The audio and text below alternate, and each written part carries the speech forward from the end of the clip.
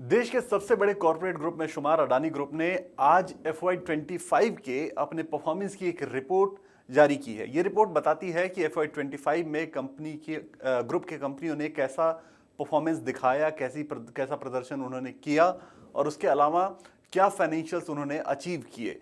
एक एक करके मैं डेटा आपको बताता हूं, लेकिन सबसे पहले जो हेडलाइन नंबर्स हैं वो जानने आपके लिए जरूरी हैं। तो इस बार इस FY25 में अडानी ग्रुप ने all time high EBITDA achieve किया है, यानी 90,000 करोड़ का जो एक आंकड़ा है एबिटा के ऊपर, ऑपरेटिंग प्रॉफिट के ऊपर, वो अडानी ग्रुप ने छू लिया है।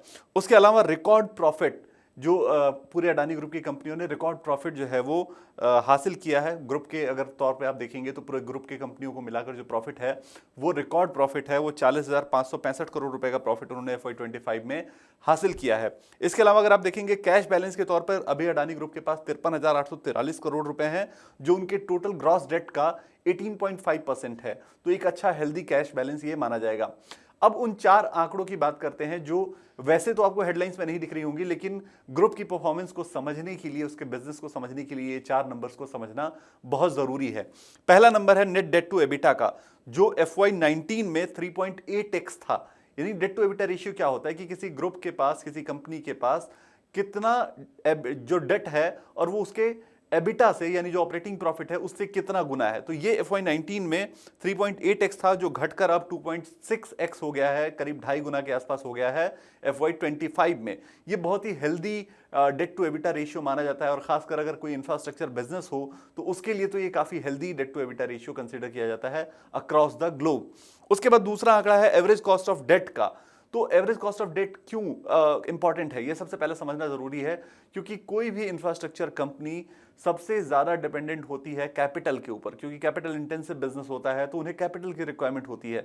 तो कैपिटल उन्हें कितना महंगा मिलता है, यानी कितने महंगे दर पे उन्हें लोन मिलता है, ये डिसाइड करता है कि उन्हें प्रॉफिटेबिलिटी उनकी कितनी रहेगी, कितना वो उस लोन से कमा पाएंगे।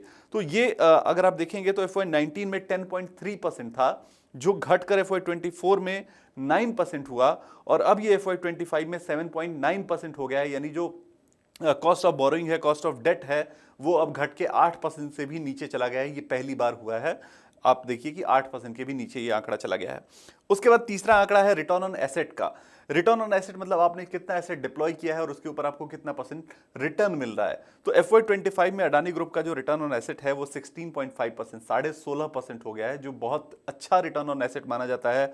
अगर आप इंफ्रास्ट्रक्चर प्लेयर्स को देखेंगे ग्लोबली तो उसमें ये बहुत अच्छा रिटर्न ऑन एसेट माना जाता है। इसके बाद चौथा आंकड़ा है जो ग्रॉस एसेट का है, वो अब बढ़कर 6.1 लाख करोड़ हो गया है, यानी 6 लाख करोड़ से ज्यादा का ग्रॉस एसेट अब अडानी ग्रुप के पास है। और अगर आप इसका आंकड़ा देखेंगे कि ये कब कब ऐड हुआ है, तो पिछले 6 साल में ही इसका 3/4, इसका 3/4 ऑफ द एसेट वो पिछले 6 साल में ही ऐड हुआ है। तो ये चार आंकड़े हैं जो अडानी ग्रुप की परफॉर्मेंस रिपोर्ट के अंदर हैं, जो महीन आंकड़े हैं, और उन्हें आसान करके मैंने आपको बताया, जिससे आपको ये अंदाजा लग सके कि अडानी ग्रुप की कंपनियों ने इस पूरे 1 साल के अंदर कैसी परफॉर्मेंस दी है, या पिछले 6 साल के अंदर उनकी ग्रोथ कैसी रही है। और ये आंकड़े ये बताते हैं कि ग्रुप की परफॉर्मेंस काफी स्ट्रांग रही है, मजबूत रही है, और शेयरों ने भी ये परफॉर्मेंस दिखाई है।